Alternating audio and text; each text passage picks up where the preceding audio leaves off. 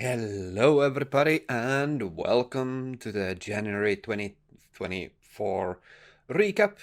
I'm trying to get this out, hopefully, on the first day. That's the plan.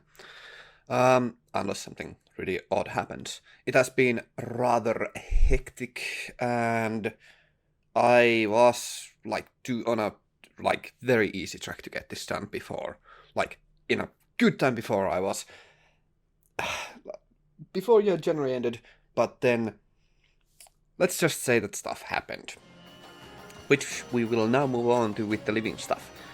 I am kinda half-assing this out. Not that I don't have energy or motivation to do this, but rather,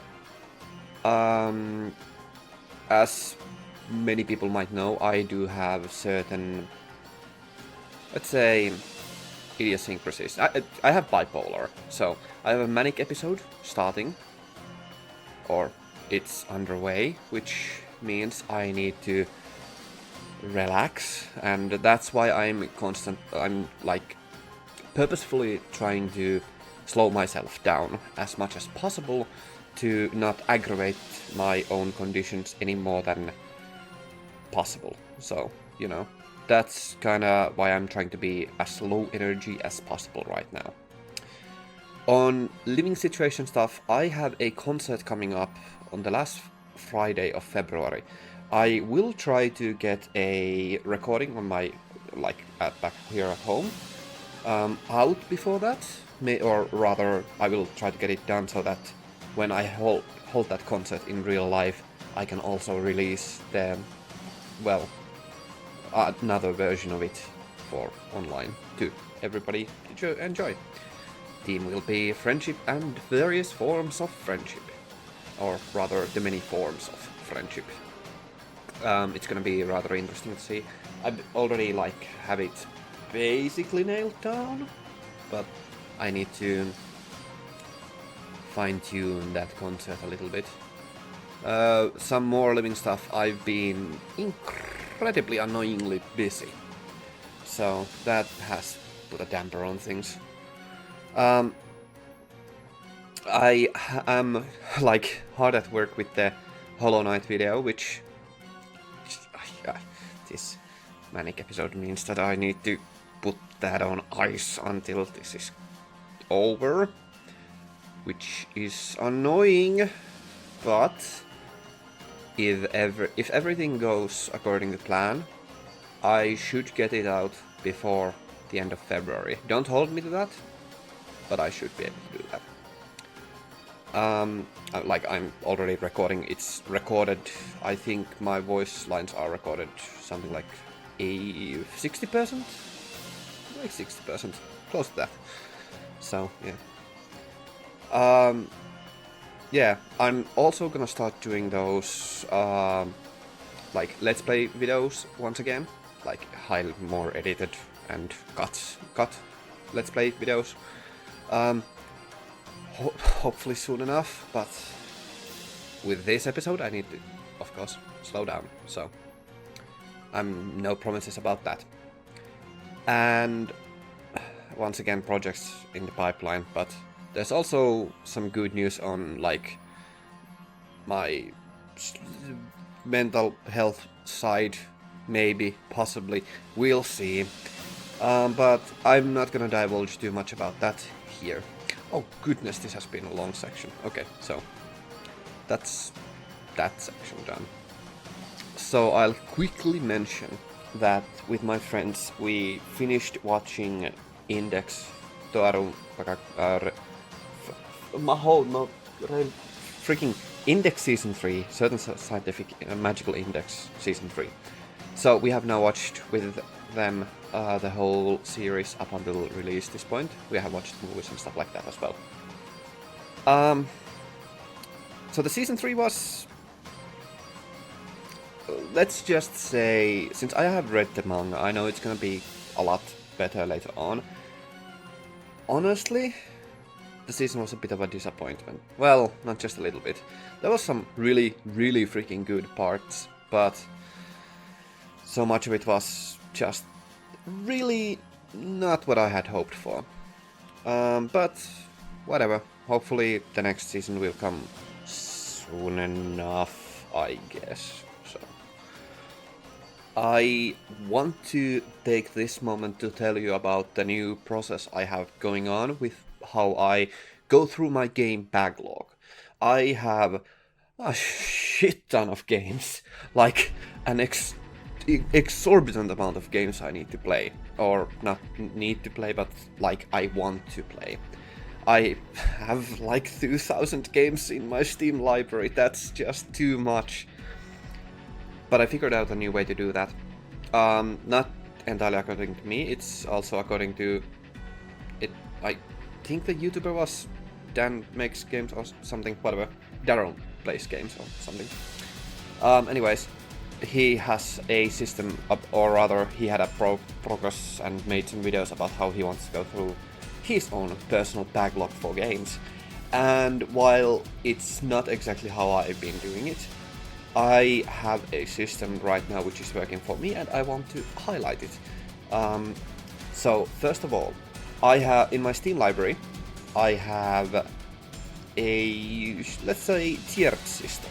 I have a lot of collections there. Some of the collections are based on genres, but many of them are based on what order I want to play the games in. I have buckets of games. I have a bucket of next 5 games. I have a bucket of next 20 games. I have a bucket of next 50, next 75 I think, next 100 and next 150. Which does say something that I have such a huge library that those are all filled. I also made so many of them because I want to kind of tear them out and I can finesse them however I wish.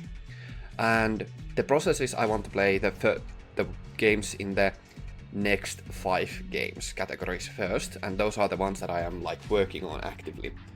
And when I finish one and remove it from the next to build the next testings or next game projects, I move like one game from a bigger bucket to a smaller bucket. So it kind of flows lovely into the like forward that way. And that way I kind of have a system here that works for me. And that's not all, because I also have a system which allows me to organize these games, or rather I test games and then place them in the buckets, but not only that, I have an Excel spreadsheet that I started to hold now, and it has few categories on it, and that's gonna be rather important for the rest of this video, because the rest of the video is just gonna be games. When I test a game, or when I beat a game, I put the name in the Excel sheet, I put whether I tried the game or whether I beat it. I also measure how long I spent on the game, which is a bit of an indication mostly for myself, but also how it gives some fun data there.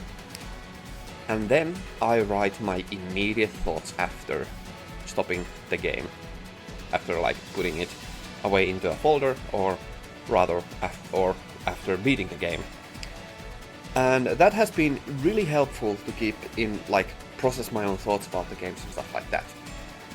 But that's not all about the Excel sheet, because there is the last column for each of them. And that is my thoughts about the games 1 week after I have finished them. That's only for the games that I actually finish, not the ones that I try and decide where to place them. It's really interesting how some games just like grip my mind for more than 1 week, or how my thoughts change in 1 week, and that's why it's really interesting to go back through my thoughts about the games. And it's really very, very interesting to go back like a few weeks afterwards to check what I actually thought at the moment and 1 week after, and how it has, like, how my thought process has evolved during that. So that's how I do these things now. I test a game, I write it in Excel sheet how much I tested it, and then my immediate thoughts about that. and then I move it to one of the buckets. Also, with the game beating games, it also allows them to linger more in my mind and allows me to get a more finished feeling about the games. So that's kind of cool. Sorry, that was our long explanation. Now we move on to the games. The first game I want to highlight is something that I only tested a little bit for like a half an hour or so, and that is Anuchard. It's a very charming little dungeon, well, not a dungeon crawler, but like Zelda-like experience in a sort of way. Like, it really has a very distinctive art style, and most of all, it has a very, very cool sound design. It sounds enchanting. I can't explain it in any other way. So it's also like really beautiful, and just like it just sparks joy in me. I only tested it a little bit, but enough for the first boss to go down. So yeah, it has really nice animations so far, and the enemies' attack patterns and animations are really good. It allows you to really easily read them and avoid them when needed. So yeah, all in all, it's a really nice package. It might get a bit repetitive, and the combat might, like, there's some hints that it could get a little bit easy or boring, but I'm hopeful. I'll return to game hopefully soon enough. So I guess this went into the bucket of next 50, I think. So I might move it up quite soon. The second game I want to highlight is Last Sunshine Rekindled. And it's a twin-stick roguelike shooter. Well, was it roguelike? No, it had roguelike elements, but it also had like minor roguelike elements, to be more exact. But it also had permanent upgrades. It has once again, I'm a sucker for an art style, and god damn, this game has an art style. It looks fantastic. It looks, well, maybe not beautiful per se, because it's a really rather simplistic and not a striking one, but it is intriguing, because it plays on the stellar aspects, and like it has so much of a like star motive and elemental motive and just like planar motive going on with the design, and it just works. It hit really good for me.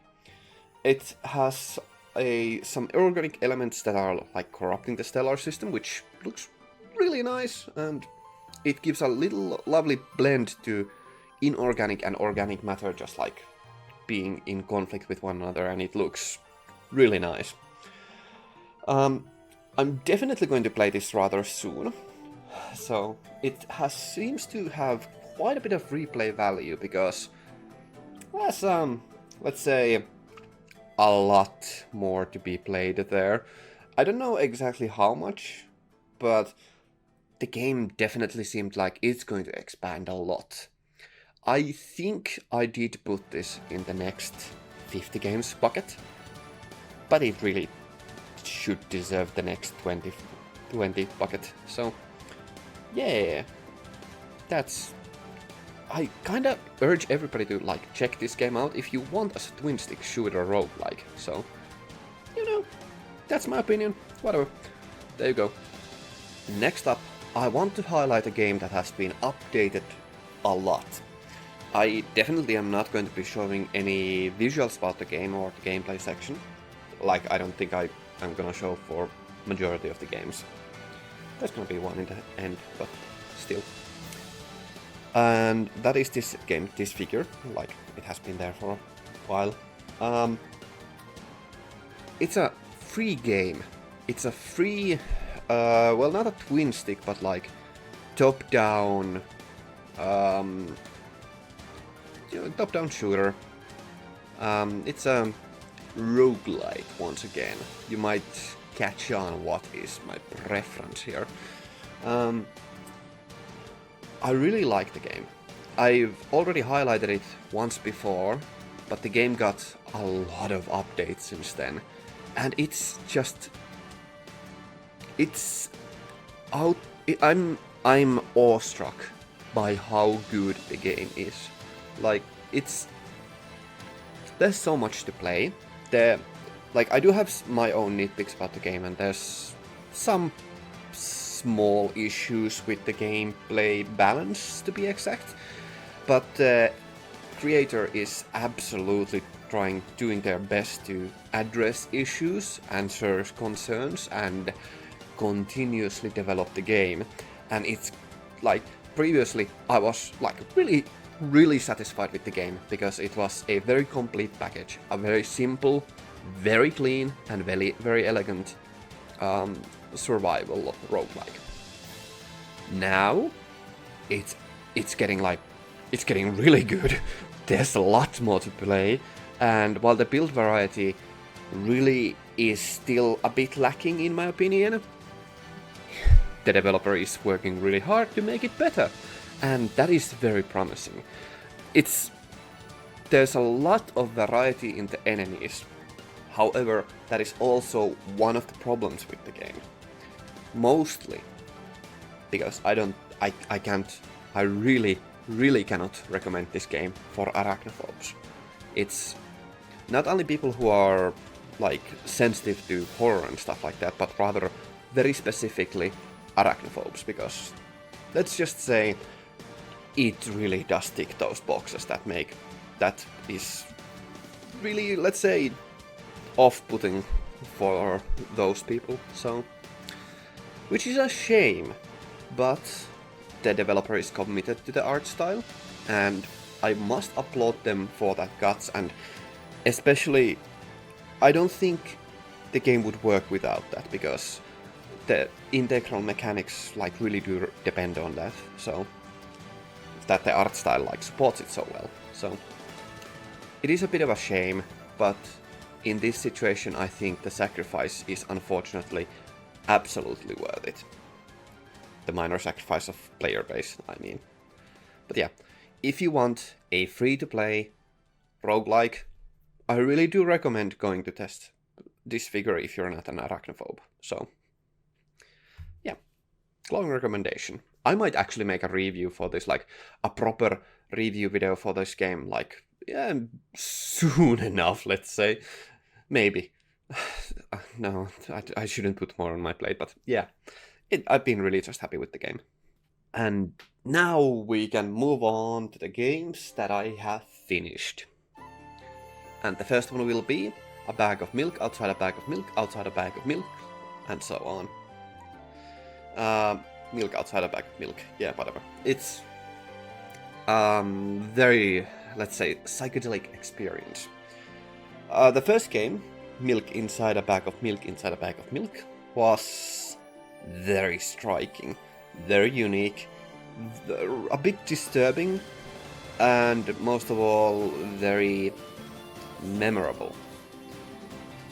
And now, since I have finished the sequel, I regret to inform that I was not that impressed.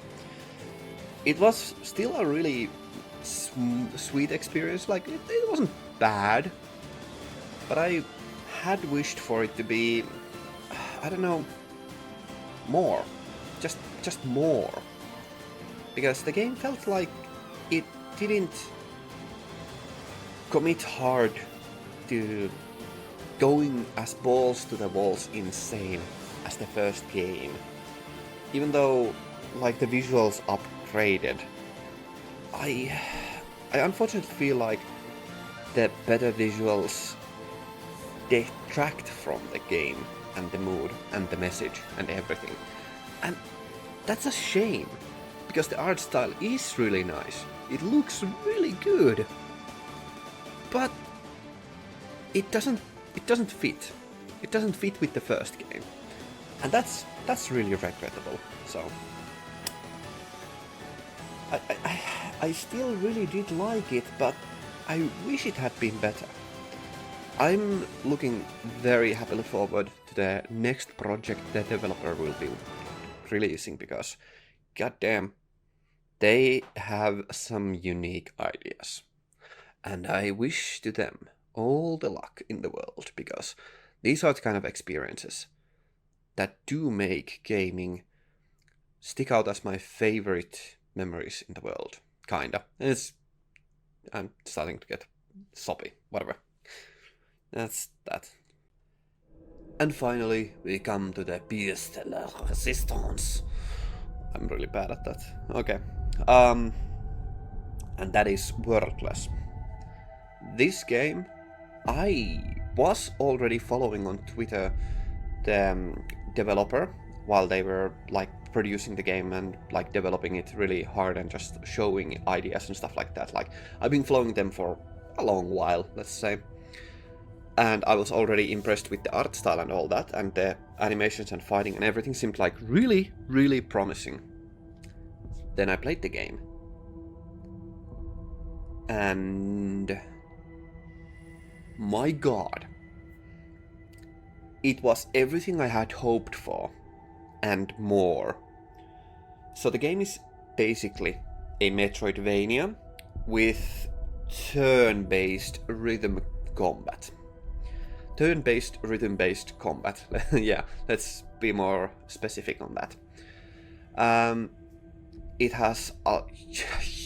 I don't wanna spoil, because it's so freaking hard to explain why this game is amazing without spoiling it. But I'll stick to the few things. The combat system, it's so good. The combat is really, really freaking good. It does have its own difficulties, which make it really unique.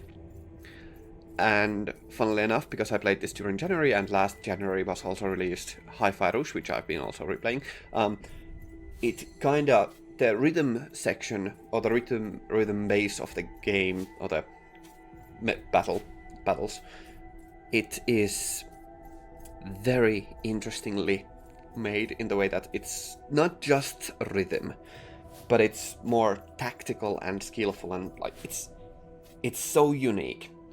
And I don't want to spoil any of it, because if you want a Metroidvania, go play the game. Just go play the game. It's so good. After Hollow Knight, this is one of my favorite Metroidvanias now. It's definitely in the top 5. So the combat, that I was just talking about the combat, but I want to highlight also that the visual design is, of course, the first thing that everybody notices, because it's so striking, it's so beautiful, it's so immaculate. And the animations play to it perfectly. It's magnificent. I'm really, really impressed with how much characterization so little details can provide. It's amazing. I'm gonna cut this short because I don't want to spoil any of the game.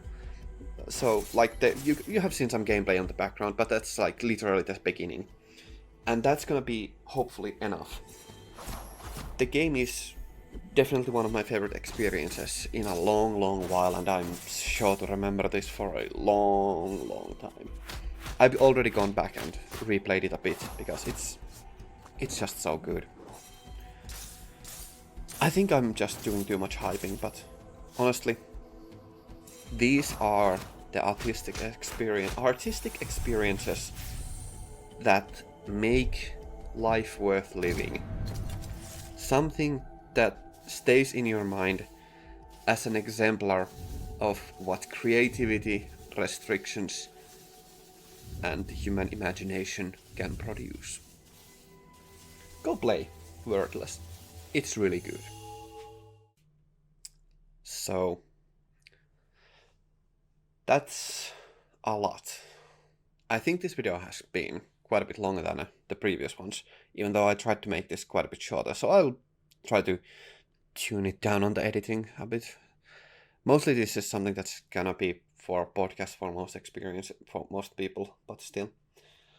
I'm just really happy with what I like, how things are going right now. And I'll hope to start getting more involved with the whole YouTube side of things. Hopefully soon enough. Hopefully I can get my head in the game in a manner of speaking. It's really reminiscent, like, and it's maybe bittersweet is the best word for it. I've been doing YouTube for a while, and I'm not definitely stopping anytime soon. It's just rather interesting. Anyway, I'm not gonna get like too deep here. I must say, thank you all very much for your continued support, and thank you very much. I hope to see you in the future. Have a great day, and stay awesome. Ganmu out.